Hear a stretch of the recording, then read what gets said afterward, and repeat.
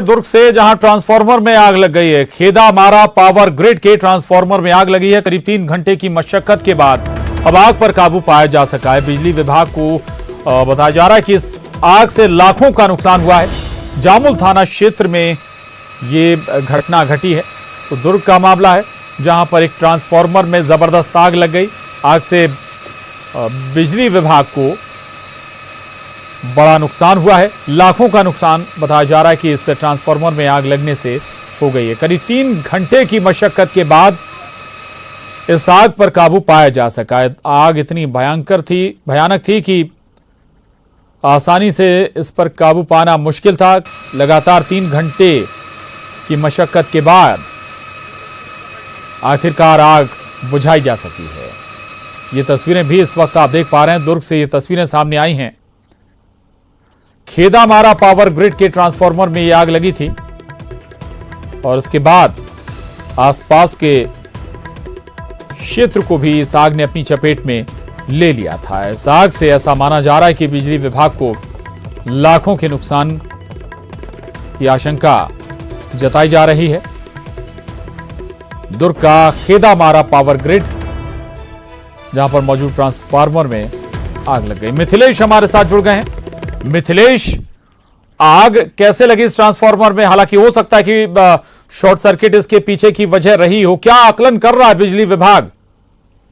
देखिए प्रशांत, लगातार इस तरह की घटनाएं हो रही है और इसकी प्रमुख वजह जो सामने आ रही है वो भीषण गर्मी जो क्षेत्र में पड़ रही है वो सामने आ रही है। संभवतः यही वजह रही होगी कि आग लगी है और ये ओवर हीट होने की वजह इसमें बताया जा रहा है। लेकिन सबसे बड़ी बात यह है कि ये एक पावर ग्रिड वो सबसे बड़ा है जहां से कई स्थानों के लिए यहाँ पर बिजली की सप्लाई की जाती है।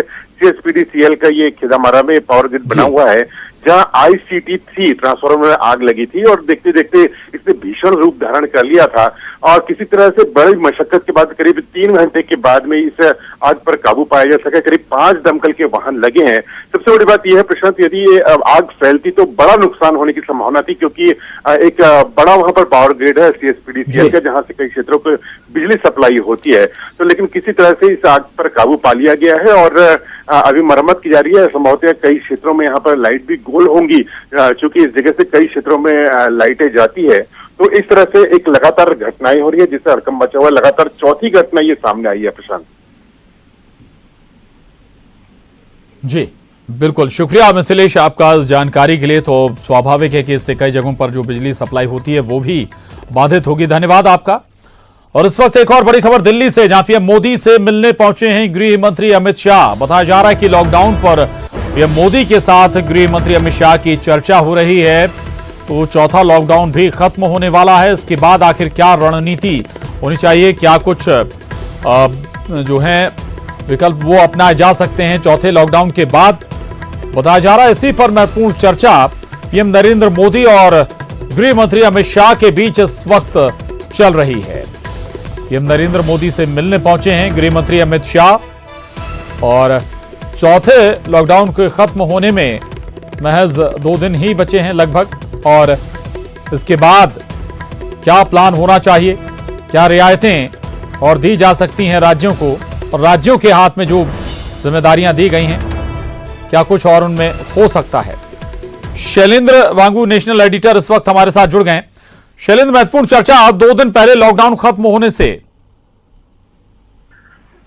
बिल्कुल, आपको याद दिला दें कि कल ही गृह मंत्री अमित शाह की सभी मुख्यमंत्रियों से चर्चा हुई है और लॉकडाउन को आगे कैसे ले जाया जाए उस पर चर्चा हुई है। कल सभी मुख्यमंत्रियों से सबने अपना फीडबैक दिया, जिसके बाद आज अभी गृह मंत्री अमित शाह प्रधानमंत्री मोदी से मुलाकात करने के लिए पहुंचे हैं। माना जा रहा है कि आगे की तस्वीर क्या होगी 1 जून के बाद, उस पर फिलहाल चर्चा हो रही है और जो फीडबैक उनको मुख्यमंत्रियों से मिला है उस पर भी वो प्रधानमंत्री मोदी को ब्रीफ करेंगे। लेकिन एक अहम बात ये कि इससे पहले प्रधानमंत्री मोदी की ही वीडियो कॉन्फ्रेंसिंग के जरिए बातचीत होती रही है मुख्यमंत्रियों के साथ, ताकि लॉकडाउन को लेकर कैसे आगे बढ़ा जाए इस पर चर्चा करते रहे हैं लॉकडाउन बढ़ाने से पहले।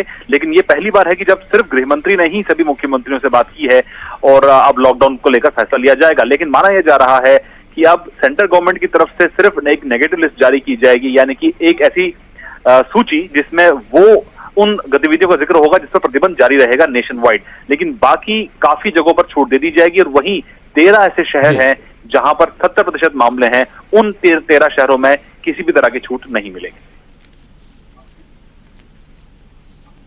जी, बहुत शुक्रिया इस पूरी जानकारी के लिए, आपका धन्यवाद।